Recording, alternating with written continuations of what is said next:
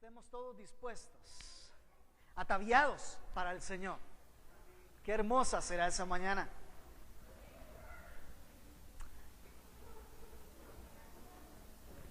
Gloria a Dios. Amén. Dios es bueno. Dios es bueno. A Él toda adoración y toda gloria, toda exaltación.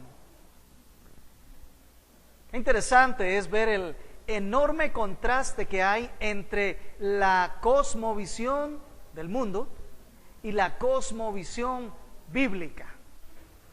Es interesante ver cómo el mundo piensa de una manera y Dios piensa de otra manera. Es interesante ver cómo son totalmente antagonistas las dos formas de ver las cosas. Mientras el mundo está concentrado en ver las cosas de ahora, temporales, en preocuparse por lo temporal, por lo que va a perecer, Dios siempre habla de realidades que superan la temporalidad, que superan lo de ahora. Dios siempre habla en términos de lo eterno, en términos de lo que no perece, en términos de lo que ha sido permanente, continuo, estable, que no cambia. Es interesante ver cómo el mundo tiene una visión a través de la cual pretenden que el ser humano sea el centro. De ahí que hay una visión del mundo que es muy humanista, además de una mezcla de una serie de cosas adicionales, mientras que cuando nos venimos al Señor nos damos cuenta que Él tiene una visión en donde no es el ser humano el centro, es el Señor el centro de todas las cosas. Y ustedes y yo hemos sido llamados del mundo para venir al Señor. Hemos sido llamados de las tinieblas a su luz admirable. Hemos sido llamados o hemos sido trasladados de este mundo al reino celestial. Eso siempre genera un gran conflicto en nosotros los creyentes, porque tenemos que desaprender la visión del mundo con la cual nosotros venimos, para internarnos a aprender la visión de Dios de todas las cosas. De tal manera que el creyente siempre tiene que pasar por un proceso de desaprender para luego aprender.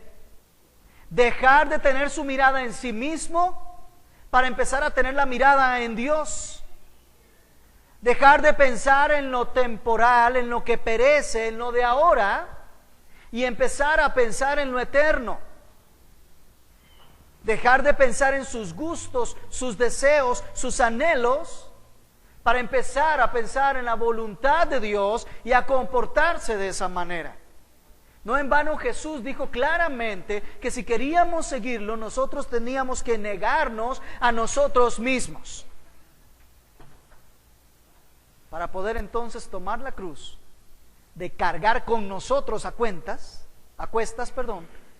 y poder seguir al Señor. Ahora bien, dentro de ese traslado que el creyente tiene que hacer,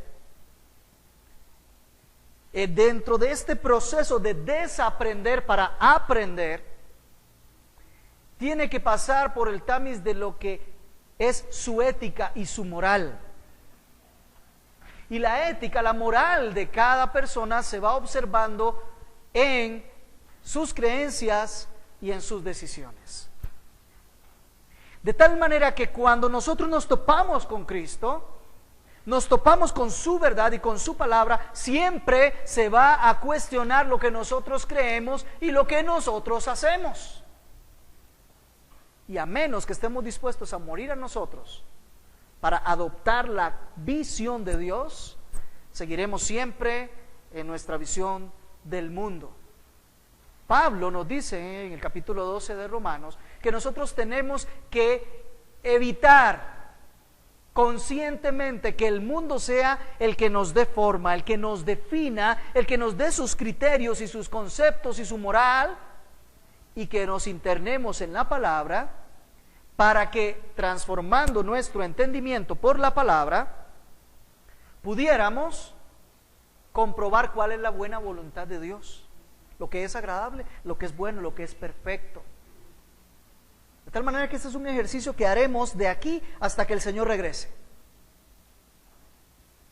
Aspectos como el matrimonio, aspectos como el divorcio, aspectos como la soltería, son aspectos vitales y esenciales dentro de la sociedad. Tienen que ser definidos siempre por lo que Dios ha dicho, conforme a su visión, conforme a su cosmovisión y no conforme al mundo. Si le preguntamos al mundo respecto al matrimonio, veríamos una respuesta muy distinta a la que el Señor nos daría respecto al matrimonio. Si le preguntamos al Señor respecto al divorcio, veríamos que Él tiene una respuesta muy tajante, pero muy contraria al mundo. Ahora, lo importante es que nosotros tengamos entonces la claridad respecto a lo que Dios ha dicho, para que nuestra opinión sea conforme a nuestra vocación, elección, conforme a nuestro nuevo nacimiento, conforme a la cosmovisión de Dios. Capítulo 19 de Mateo, voy a leer nuevamente versos del 1 al 12, que fue donde estuvimos la semana anterior, pero no pudimos terminar. Mateo 19 dice: y aconteció que cuando Jesús terminó estas palabras, partió de Galilea y se fue a la región de Judea, al otro lado del Jordán. Y le siguieron grandes multitudes y los sanó allí. Y se acercaron a él algunos fariseos para probarle, diciendo: ¿es lícito a un hombre divorciarse de su mujer por cualquier motivo? Y respondiendo Jesús dijo: ¿no habéis leído que aquel que los creó desde el principio los hizo varón y hembra? Y añadió: por esta razón el hombre dejará a su padre y a su madre y se unirá a su mujer, y los dos serán una sola carne. Por consiguiente, ya no son dos, sino una sola carne. Por tanto, lo que Dios ha unido, ningún hombre lo separe. Ellos le dijeron: entonces, ¿por qué Moisés mandó darle carta de divorcio y repudiarla? Él les dijo: por la dureza de vuestro corazón, Moisés os permitió divorciaros de vuestras mujeres, pero no ha sido así desde el principio. Yo os digo que cualquiera que se divorcie de su mujer, salvo por infidelidad, y se casa con otra, comete adulterio. Los discípulos le dijeron: si así es la relación del hombre con su mujer, no conviene casarse. Pero él les dijo: no todos pueden aceptar este precepto, sino solo aquellos a quienes les ha sido dado. Porque hay eunucos que así nacieron desde el seno de su madre, y hay eunucos que fueron hechos eunucos por los hombres, y también hay eunucos que asimismo se hicieron eunucos por causa del reino de los cielos. El que pueda aceptar esto, que lo acepte. Acompáñeme en oración. Señor, tu sabiduría sobrepasa lo que cualquiera de nosotros pudiera comprender, o todos juntos. De tal manera que lo que aquí tenemos, Señor, es algo extraordinario, es algo sobrenatural. Es tu palabra preciosa, palabra que es útil para enseñar, para redarguir, para instruir, para corregir en justicia. Palabra que nos lee a nosotros mientras nosotros le leemos. Pedimos que en esta hora, Señor, la operación de tu Espíritu Santo venga a nuestras vidas de tal manera que desechemos creencias, aún desechemos modos de vida que están abiertamente en contra de lo que tú nos pides en tu palabra. Así poder ajustarnos a ti, Señor, como conviene a los santos que tú tienes en luz, y nos uses de esta manera para hacer luz a las demás personas. Auxílianos, Señor. Y hemos orado en el nombre de Jesús. Amén. Muy brevemente voy a pasar por la primera parte, pues ya el domingo anterior nos adentramos acá, pero vemos en esencia que Jesús es llevado a una pregunta con el fin de tentarlo, y quienes estaban ahí eran los fariseos, quienes al preguntarle a Jesús no hacen una pregunta con honestidad, hacen una pregunta hipócrita, porque ellos no quieren saber la respuesta. Lo que ellos están buscando es tentar a Cristo a partir de la respuesta que dé. No se acercan objetivamente con una inquietud real, sino que están buscando que Jesús se enrede en sus propias palabras a la hora de responder. Nótese que se nos dice que habiendo llegado a Judea, Él era seguido por una multitud de personas.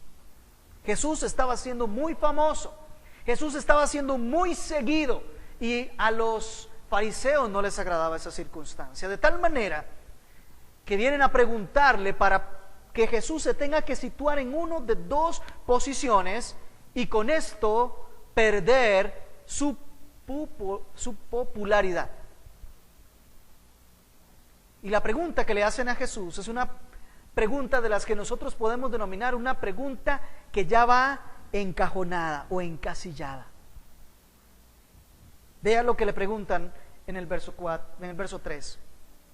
¿Es lícito a un hombre divorciarse de su mujer por cualquier motivo?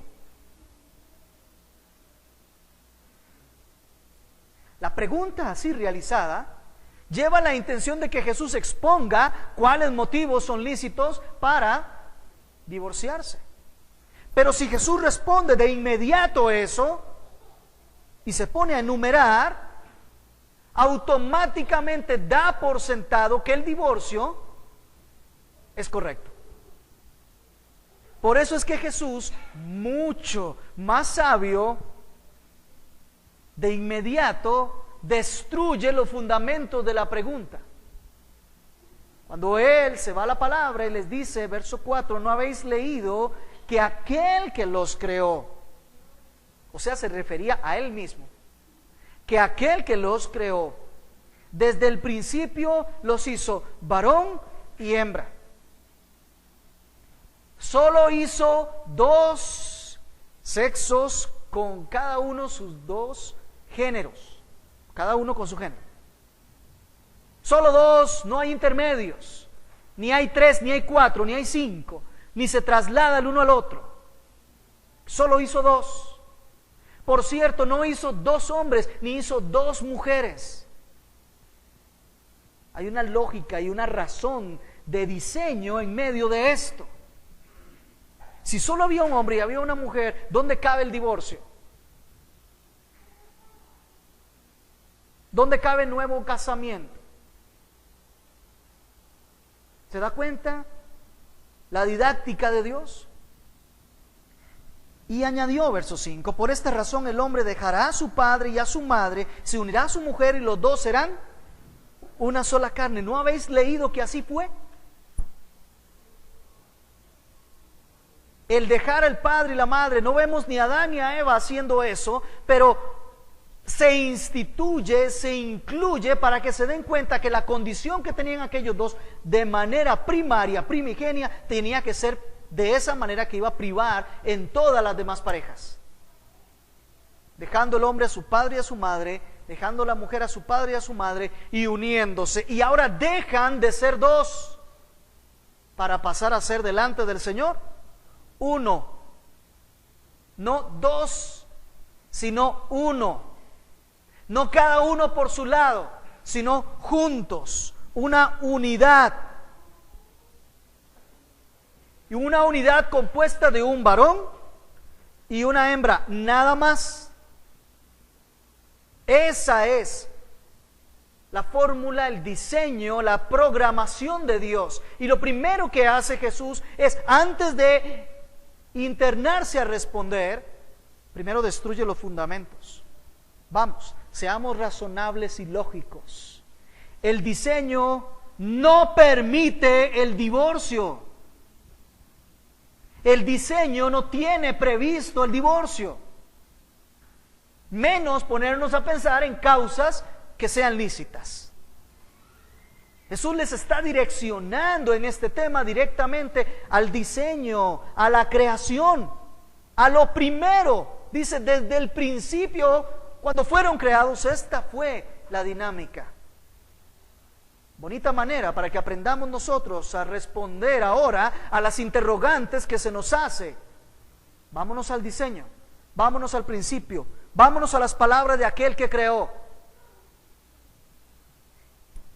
Y eso solo lo que dice la ley escrita. Pero ahora Jesús se atreve a hacer conclusión lógica de lo que dice la ley. Como Él fue el legislador, como Él fue el que la dio, Él puede concluir muy bien lo que pasa con la ley. Por consiguiente, dice el verso 6, ya no son dos, sino una sola carne. Mire, ya es la tercera vez que Jesús dice en tan solo 2 versículos que ya no son dos, que son uno. ¿Cuándo ha visto que ese uno se pueda divorciar? Son una unidad, y una unidad delante de su presencia, no solo delante del mundo, no solo delante de los familiares, no solo delante de los hermanos, sino delante de Dios. Son uno solo. Hay un complemento. Cada uno de los otros complementa, cada uno de ellos complementa al otro. Y son una sola carne. Es la tercera vez. Y Él dice, por consiguiente, ya no son dos, sino uno solo. Por tanto, es decir, finalmente, si delante de Dios los dos son uno, por tanto, la simple lógica y razón de las cosas es que lo que Dios ha unido, no hay fuerza en el mundo que lo pueda separar. Lo que Dios ha unido debe permanecer unido, y no está autorizado a los hombres separar lo que Dios unió. No profundizo más porque ya estuvimos la semana anterior allí.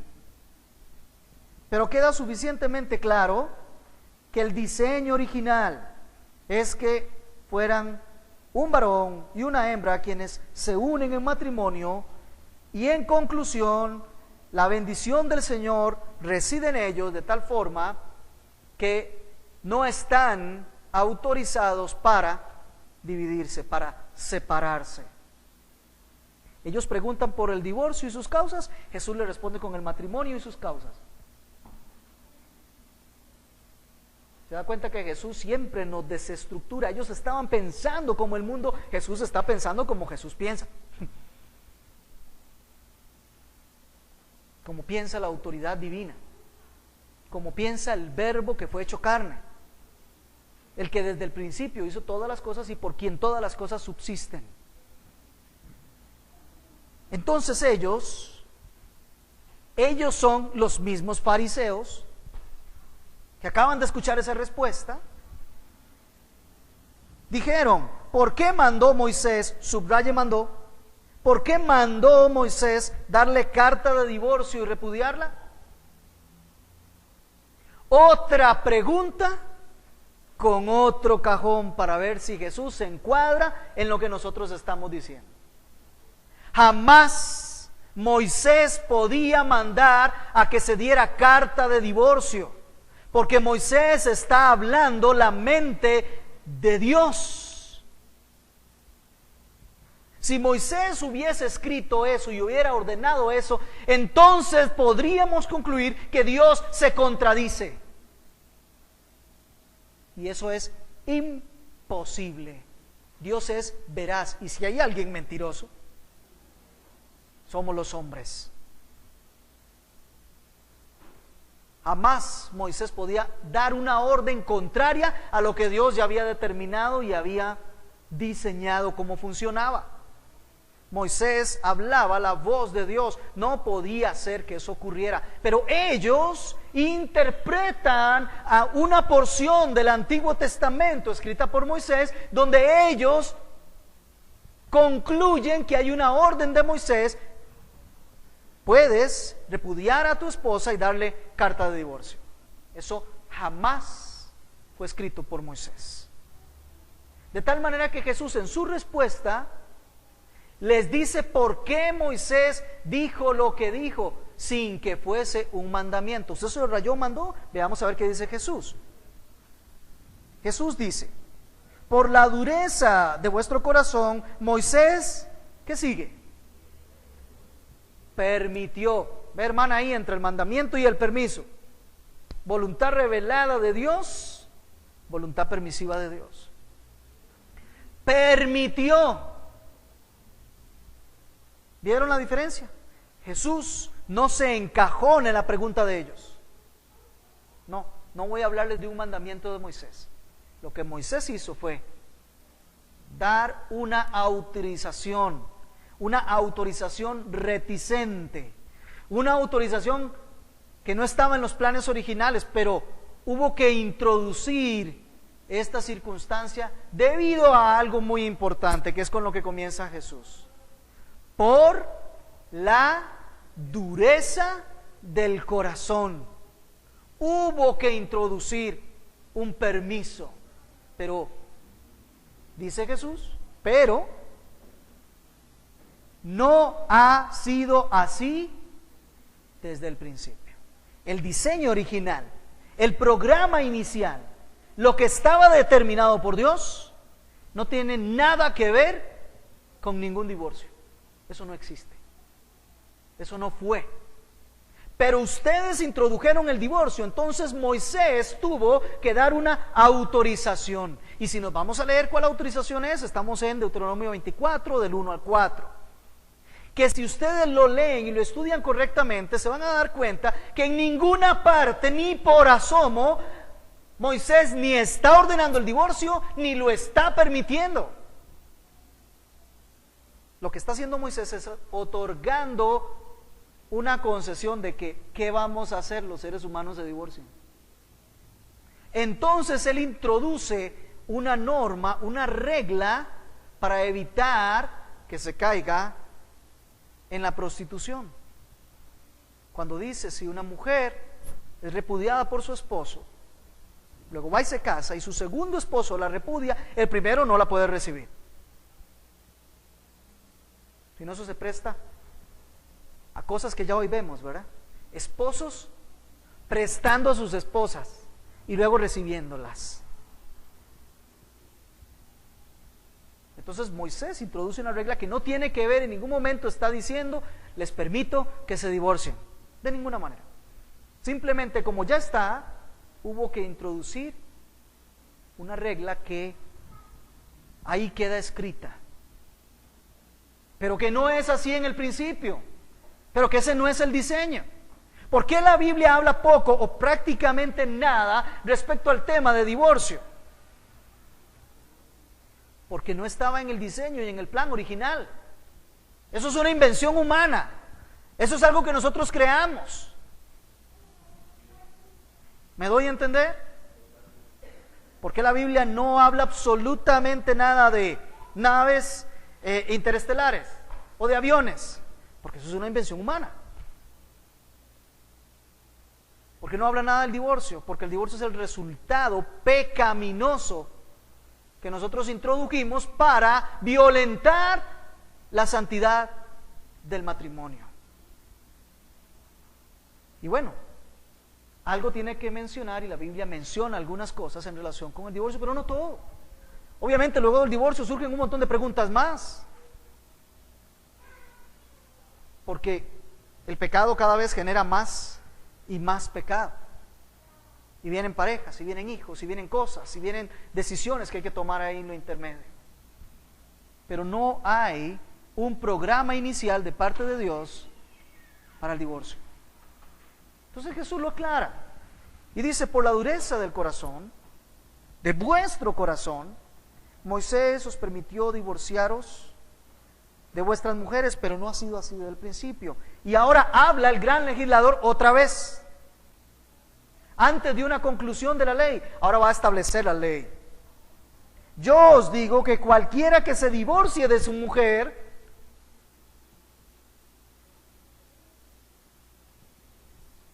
y se casa con otra, comete adulterio. Eso es adulterio. Cualquiera que se divorcia de su esposa y se casa con otra, en pocas palabras, es un adúltero. Así lo dice. Ese es el pecado, el típico pecado de adulterio.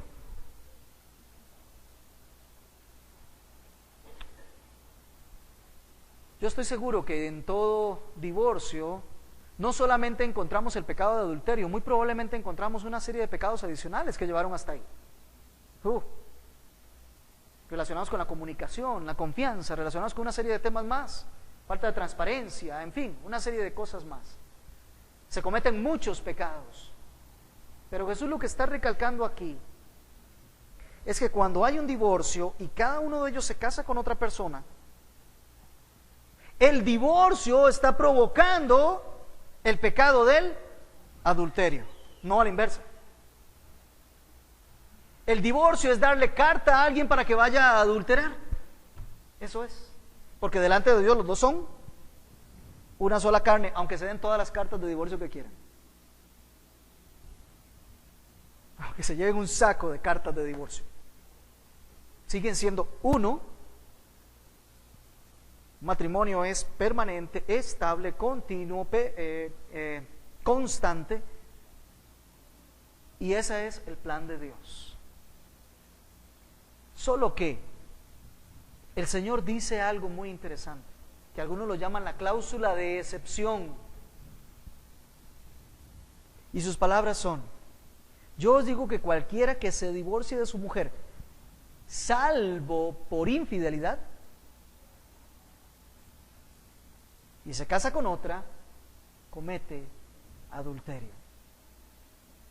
Es decir, Jesús dice, todo divorcio genera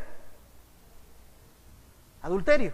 ¿Por qué? Porque las personas se divorcian, se casan con otro, están adulterando. Pero, dice él, si el motivo del divorcio fue el adulterio, evidentemente, o la infidelidad, evidentemente el cónyuge que fue el afectado por la infidelidad, el que siguió siendo fiel, pero que fue defraudado, ese se va a casar con otra persona y dice Jesús, a este yo no le considero que esté cometiendo el pecado de adulterio. ¿Sí? El otro, el que fue infiel, ya de todas maneras lo cometió. Pero igual si se casa, no está remediando absolutamente nada. Sigue siendo adúltero. ¿Sí quedamos claros? Es lo que Jesús está diciendo. No está diciendo autorizo que se divorcien. De ninguna manera. Ni tampoco está diciendo el divorcio es permitido por causa de adulterio. No lo dice. ¿Verdad que no lo dice? No. El divorcio tajantemente no es permitido. Punto. Pero cuando se divorcian y se casan con otros, están adulterando, a excepción del cónyuge que fue defraudado por su esposo o su esposa en razón de una infidelidad.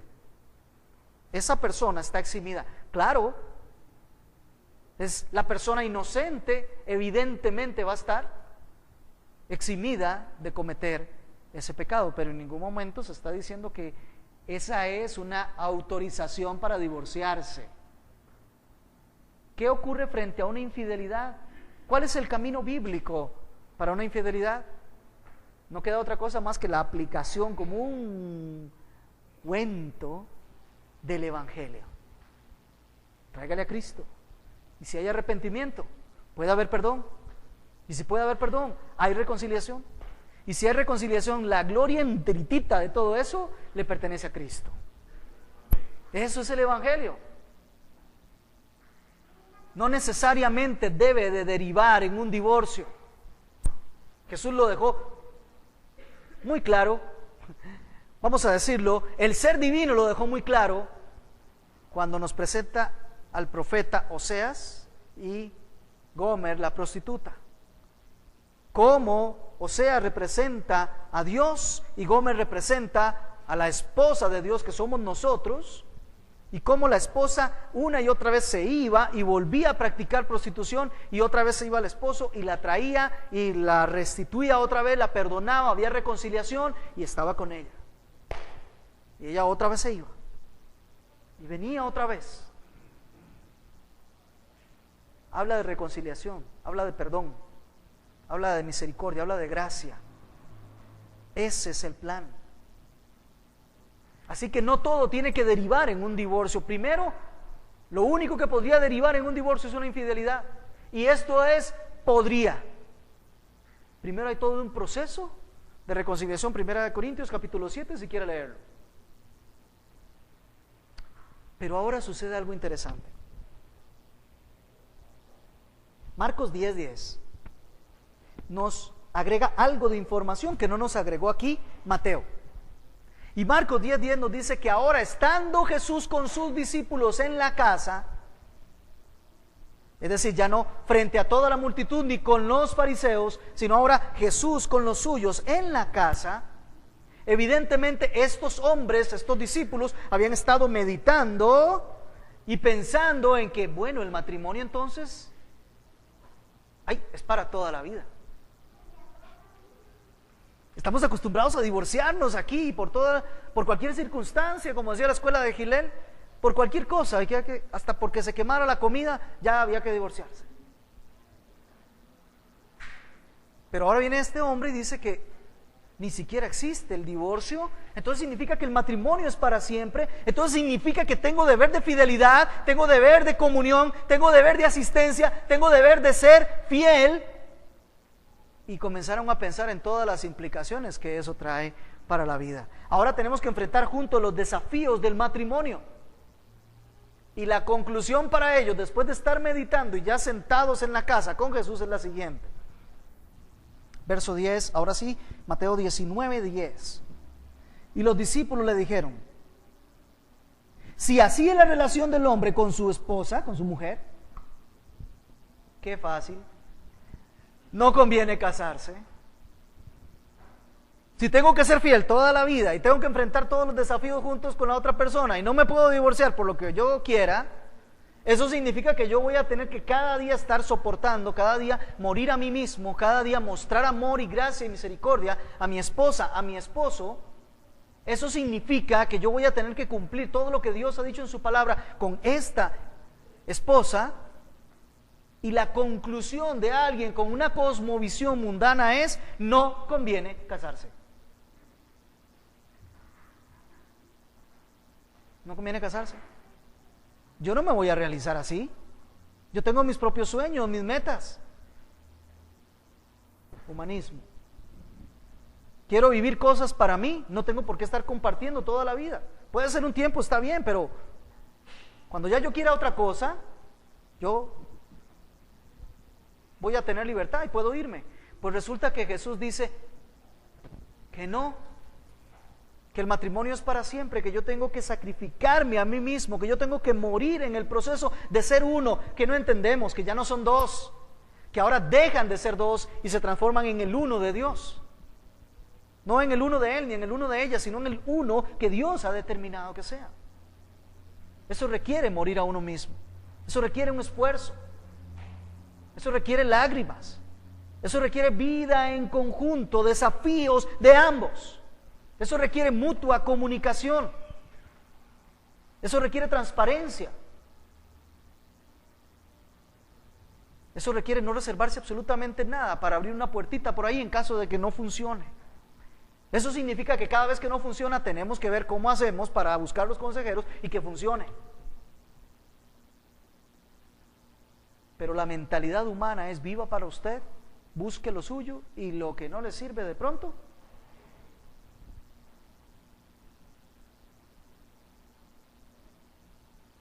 Alguna madre por ahí conocí que decía: Yo le aconsejo a mi hija que estudie y que se profesionalice y que todo lo demás para que nunca tenga que depender de un esposo.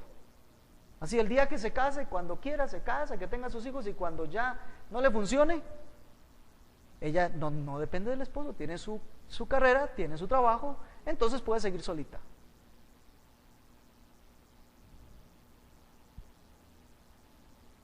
Otra vez el yo, lo que yo quiero, lo que yo busco, ¿verdad? Totalmente contrario a la visión de Dios. Estos hombres razonaron así, sus discípulos.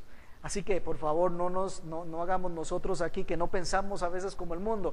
Pues sí, todavía estamos muy contaminados. Por eso la luz de la palabra es necesaria. Si esa es la condición del hombre, dicen ellos, no conviene casarse. Ya no sé por dónde voy aquí. Ajá. Ya estos hombres se han hecho un poco de reflexión.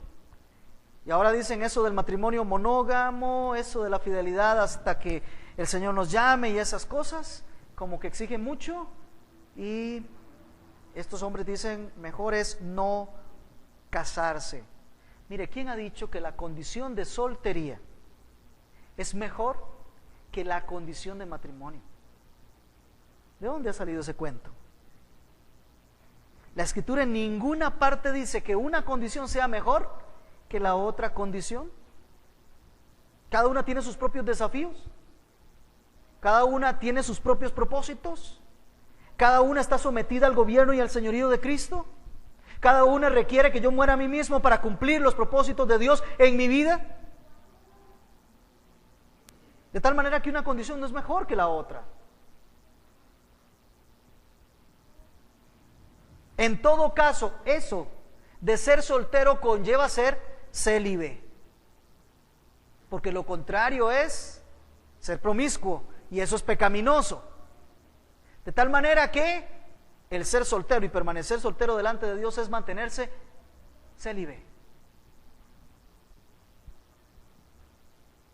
Y no genera eso más bien otras tribulaciones que no se tienen mientras está en el matrimonio.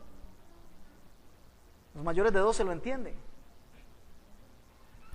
Los que están casados lo entienden más. Por eso Jesús, al ver que estos hombres llegan a la misma conclusión que hoy está llegando la sociedad nuestra, al pretender destruir todos los matrimonios y al decirle a la gente que no, usted no tiene que estar casado, usted no tiene que estar casada, usted no tiene que soportar, usted no tiene que aguantarle, usted no tiene que hacer esto, usted no tiene que hacer lo otro, usted tiene que vivir para usted tiene que valerse por sí mismo, usted tiene que quererse más, usted tiene que un montón de cosas para ir poniendo separación entre los dos. Miren, no les asombre. El Señor nos dice que en los últimos tiempos se prohibirá que la gente se case para destruir los propósitos originales, iniciales de nuestro Dios al principio de la creación. No es la soltería, el celibato no es mejor opción. Tampoco vamos a decir que es peor opción. Sencillamente vamos a decir lo que Jesús dice. Pasemos. Pero Él les dijo, no todos pueden aceptar esto. No todos pueden permanecer solteros. Célibes no es a todos. Porque el plan original de Dios más bien es fructificad y multiplicaos. De tal manera que el plan original de Dios conlleva que la mayoría tengamos matrimonios. Y solo algunos tienen un propósito distinto de parte de Dios. Pero no es para todos este precepto. No todos lo pueden soportar. Qué cosa más increíble lo que hace la Iglesia Católica Romana cuando le impone a los sacerdotes que deben de ejercer el celibato, cuando no es para todos. Que Pablo lo hizo, sí, había un propósito en la vida de Pablo, pero Pedro no lo hizo.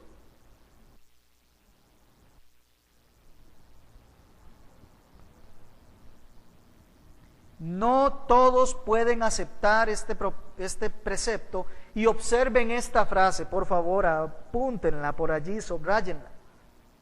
sino solo aquellos a quienes se les ocurrió, aquellos a quienes les gusta,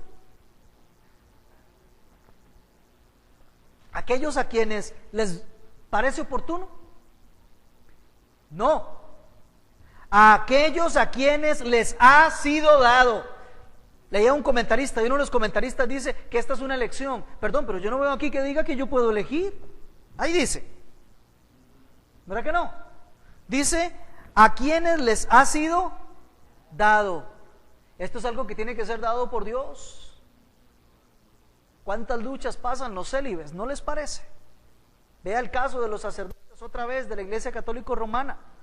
Cuánta corrupción sale, cuánta promiscuidad sale, precisamente porque se les está imponiendo algo que no es dado a todos. No los meto a todos los sacerdotes ahí mismo, porque puede que estén sus excepciones, claro está. Pero vean que no es dado a todos. Hay algunos, Pablo dice, yo estoy en esta condición y me agradaría que estén en esta condición, porque así le servimos a Dios de una manera específica. Pero él mismo dice, no se mantengan así, porque es mejor casarse que andarse quemando.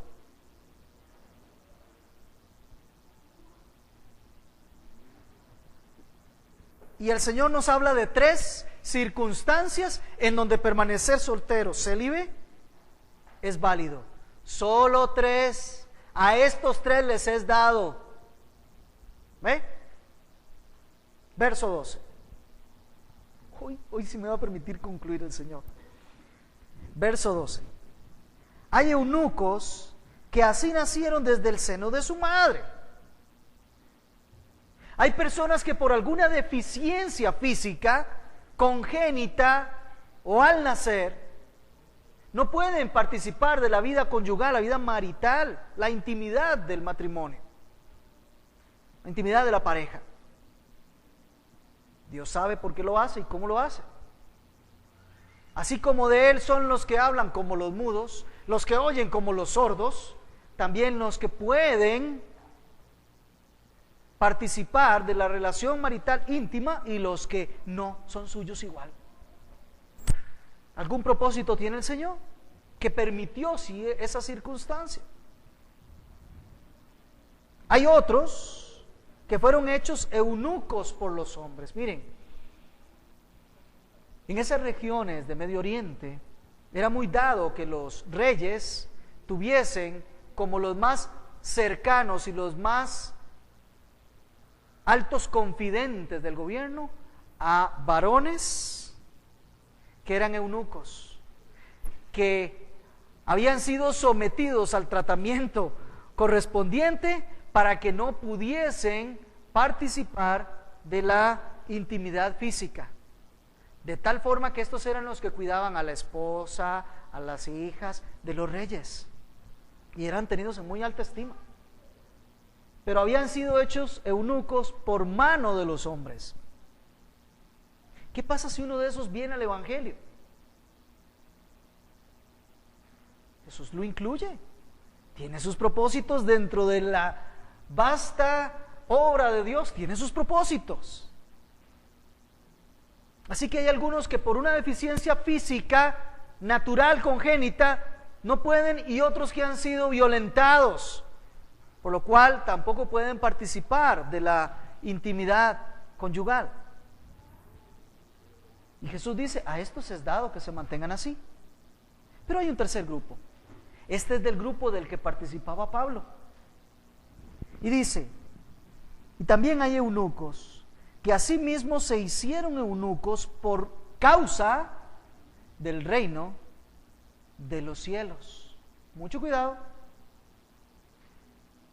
No hicieron nada orgánica y físicamente, simplemente ellos tienen la capacidad de Dios de poder servirle al reino de los cielos, habiendo vencido los impulsos naturales en ese sentido, como lo hizo el mismo Pablo. Su compromiso con la obra de Dios le llevó a desechar esa porción de su vida y de sus anhelos con tal de cumplir otras porciones. Y sí, hay personas a los que les es dado así. Aquellos que hoy en día están en soltería tienen una oportunidad de servir a Dios mucho más amplia que la oportunidad que tenemos los que estamos casados. Pablo lo dice en el capítulo 7 de Primera de Corintios. Pero a los que todavía no están casados, dice Pablo, qué bueno sería que de pronto escogieran mantenerse así, si fuera por la causa del Evangelio.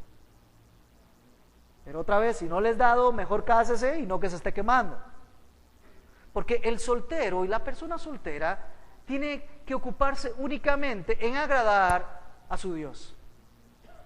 Mientras que los que están casados tienen que agradar a su Dios y también a su cónyuge. Por cierto, la palabra cónyuge, ¿usted sabe qué significa?